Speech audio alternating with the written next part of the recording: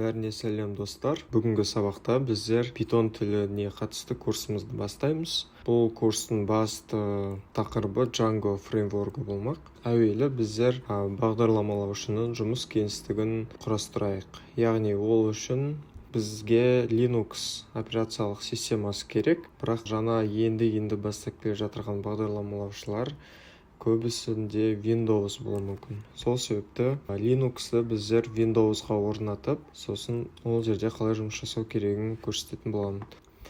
Яғни ең әуелі біздерге WSL2, яғни Windows System for Linux деген құрылғы қажет. Яғни бұл бізде Windows-ың ішіндегі Linux-тың операциялық системасы болып есептеледі. Ол туралы информация көрсетілген сайтта толығымен берілген. Яғни бұл жерде ағылшын тілінде берілген, бірақ бізге ең керек жері бұл мінекей.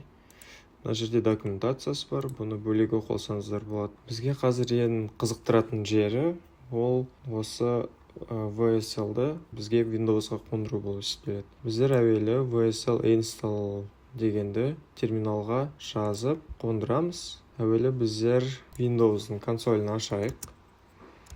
Ол үшін поискқа командная строка деп іздейміз және оны ашамыз. Ашылған командалық жолда біздер WSL install деген команданы қоятын боламыз. Және осы командалық жолды оңай ашу үшін мына жерде закрепить на панели задач дегенді басып бекітіп қойсаңыздар болады.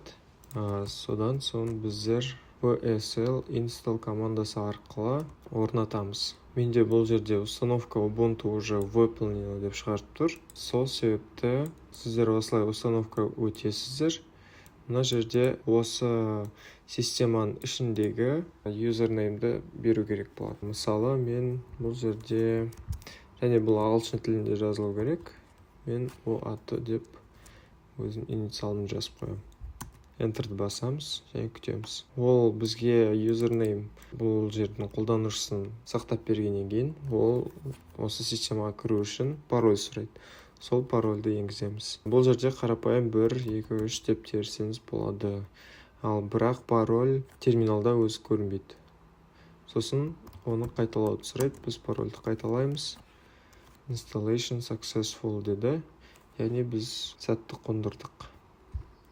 Біз қазір Ubuntu системасының ішіндеміз.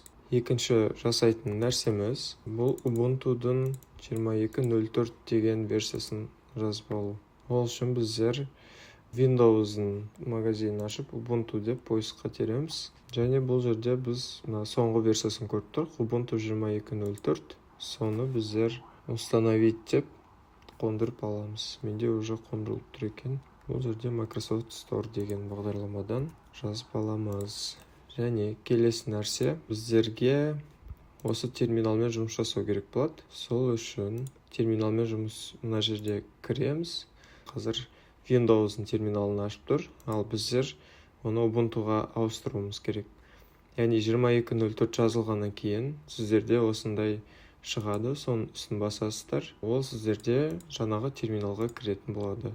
Пароль сұраса, ең басында кірген кездегі парольді жазу керек. Екінші нәрсе, маған Windows-ың терминал керек емес. Сол үшін мен мына оң жағын басамын да параметрі. Және бастапқыға мен 22.04, яғни қазіргі уақытта соңғы версиясы Linux-ың Ubuntu 22.04. Осыны сақтаймын. Сақтадым. Енді мысалы барлық вкладканы жауып қайтып ашатын болсақ, бізде Linux-тың терминалы ашылатын болады. Келесі нәрсе, код жазатын жерді орнату керек.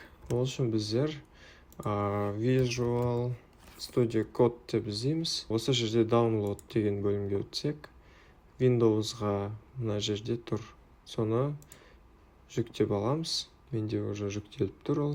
Сосын қарапайым ішіне кіріп, барлық жерде установить деп барлық еш нәрсесін өзгертпей қондырамыз. Оны қондырып болғаннан кейін біздерге жұмыс орнымызды, яғни кеңістігімізді дұрыстау керек болады. ең бірінші ашқан кезде ол start page, яғни осы жерден басталады. Біздерде бұл Visual Studio Code, код жазатын бағдарлама. Windows Studio Code ашылған кезде әуелі біздер сол жаққа назар аударсақ, мына бірінші тұрған жер Explorer деген бұл папка немесе файлдар тұратын директорияларды көрсететін бөлім. Екіншісі іздеу, яғни поиск осы жерден болады. Осы ашылған директориялар бойынша осы бөлім арқылы іздеуге болады. Бір жерден файлдағы тексттарды іздейді бұл. Екінші, бұл гид туралы алдағы уақытта айтам.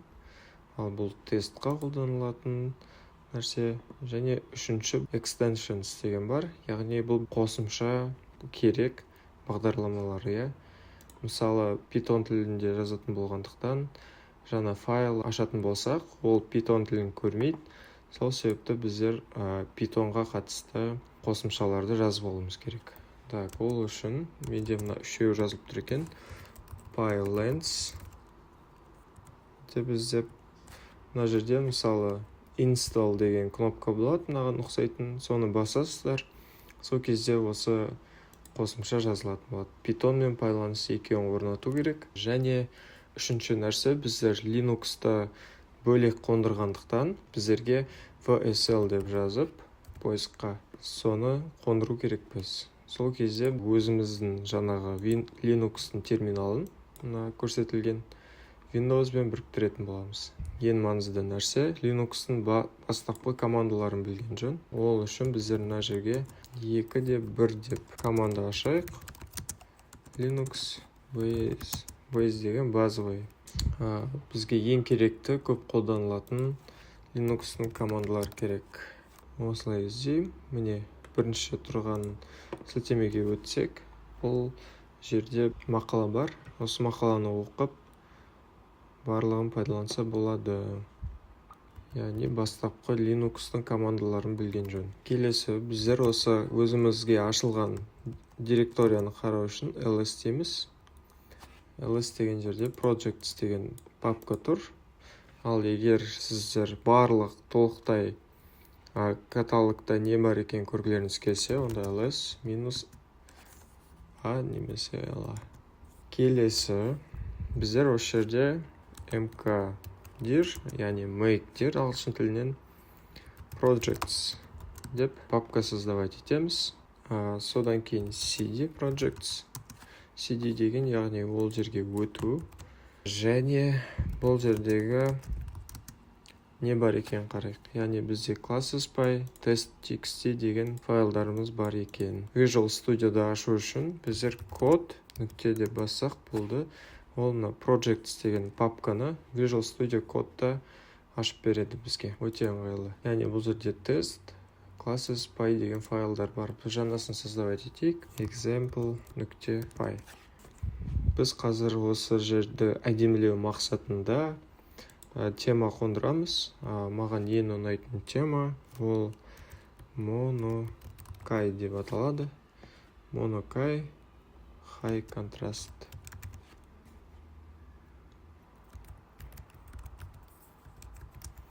Контраст деп іздейміз. Не шықты, осыны қондырып көрейік қазір. Мінекей, бізде қондырылды. Енді келесі жасайтын нәрсеміз бұл жерде иконкаларды әдемілеуді. Яғни иконкаларды әдемілеу үшін icon деп іздеп көрейік. Біріншісі керек. Біріншісін қондырамыз. Ол бізде барлық иконкаларды түсін ашық түске бояйды және өте әдемі көрсетеді. Міне, бапталарды жасадық. Енді келесі нәрсе, кодқа темасын қосқаннан кейін басты мақсат біріншіден өте сапалы код жазу керек, екіншіден оны тез жазу керек. Енді біздерге тез код жазу үшін клавиатурамен дұрыс жұмыс жасап білуіміз керек. Біздерге мысалы көп ұқсайтын тексттарды белгілеу үшін біздер былай жасаймыз. Ctrl, сосын D деген кнопканы басамыз. Мәселен, max price деген айнымалыны өзгерткім келеді. Ол үшін мен мына жерде max деп бір-бірлеп жазып отпаймын. Мен не істеймін, мен мына бәрін белгілеймін. Сосын барып Ctrl-D-ны басамын. Сол кезде ол маған 3 жерді де белгіледі.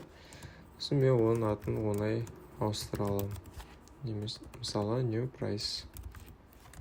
Екінші команда кодты алға немесе артқа оңай әрі тез жылжу үшін арналған. Біз ол үшін alt плюс стрелканы пайдаланамыз.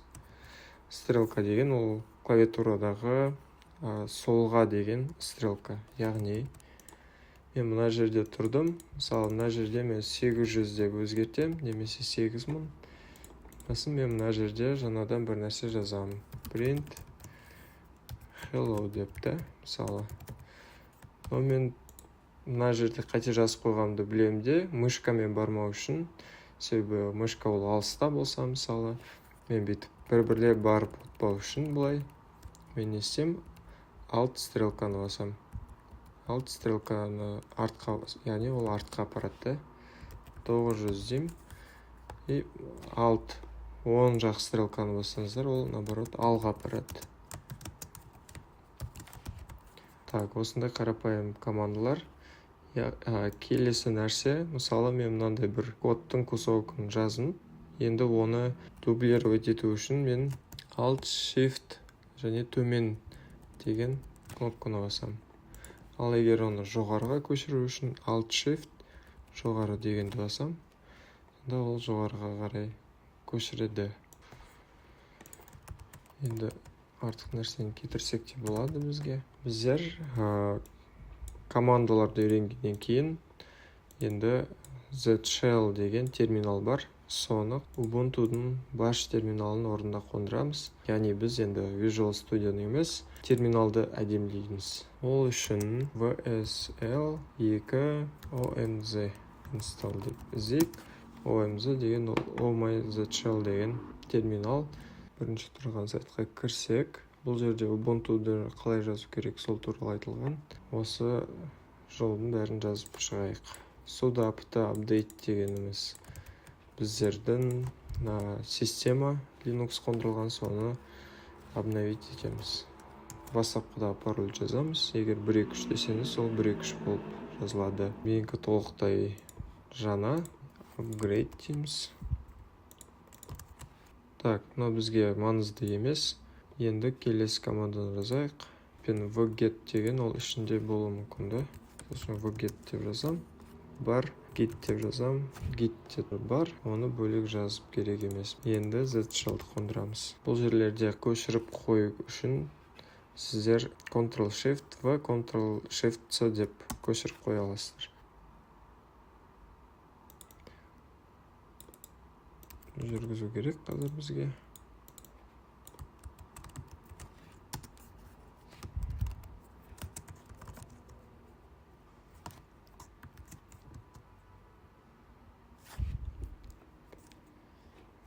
Келесі біздер zshell'ды қондырамыз. Yes-ті басамыз. Zshell қондырылды. Енді біздер оған терминалды жазатын боламыз. Көшірем, және мына жерге қоямыз.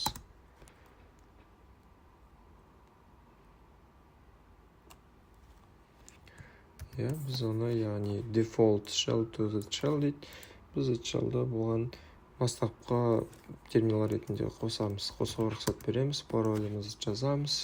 Міне, яғни біз omzshell деп zshell терминалындамыз. Енді мынаны жауып қайтадан ашып көрейік. Бізде енді zshell терминалы бастапқыда ашылып тұр. Олай projects бәрі бар.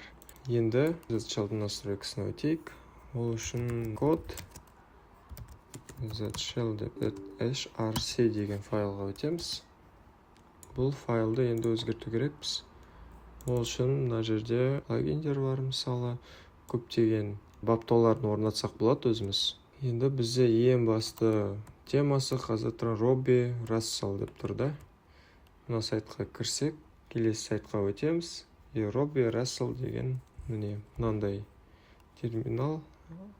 Оны немесе басқаға өзгертсек те болады. Мысалы AF Magic дейді. Ол мынандай етіп көрсетеді екен. A-flower, яғни өзіңізге ұнаған таңдап, сол таңдағанды сіздер мына жерге қоясыздар. Қазір мен мысалға біреуін таңдай салайын. Мысалы басқа бира деген түріне ауысып көрейік немесе. Бираға ауыстырдым. Find the source. Яғни бізде терминал ауысты. Немесе одан бөлек басқасын қойса да болады. Бірақ менде Робби Рассел деген тұра берсін. Өзіңізге ұнаған таңдап алсаңыздар болады. Және содан кейін маған мына фон ұнамайды. Ол фонды өзгертсек. Яғни біздер терминалдың түсін өзгерту үшін параметр, мына жерде параметр деп кіресіз. Сосын мына жерде цветовые схемы. И мына Ubuntu таңдалып тұрады. Мына Vintage немесе Tango Dark. Использовать по умолчанию деп басамыз. Сохранить деп басамыз. И терминалға өткенде міне біздің терминалдың түсі өзгереді. Тексттер қатты үлкен болса, Ctrl және минус таңбасы арқылы кішірейтсек болады, немесе Ctrl плюс таңбасы арқылы үлкейтсек болады. Осылайша біздер бағдарламалаушыға керек ең негізгі баптауларды біттік. Яғни осы жұмыс кеңістігінде сіздер өте ыңғайлы алдағы уақытта жұмыстарыңызды жасай аласыздар. Бүгінгі сабақта біздер Windows'қа Linux-ты қондырдық, және біз Windows'та код жазу үшін Visual Studio Code бағдарламасын орнаттық, және оның баптауларын орнаттық, және кішкене лайфхактар бұл кодты тез жазуға арналған, соны көрсеттім.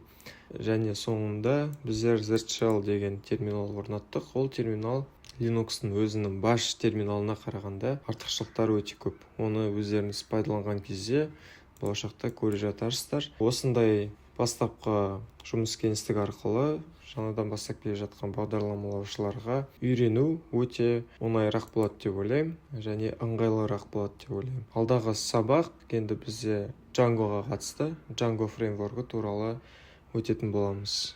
Осы сабақ осымен аяқталды. Көргендеріңізге рахмет. Сау болыңыздар.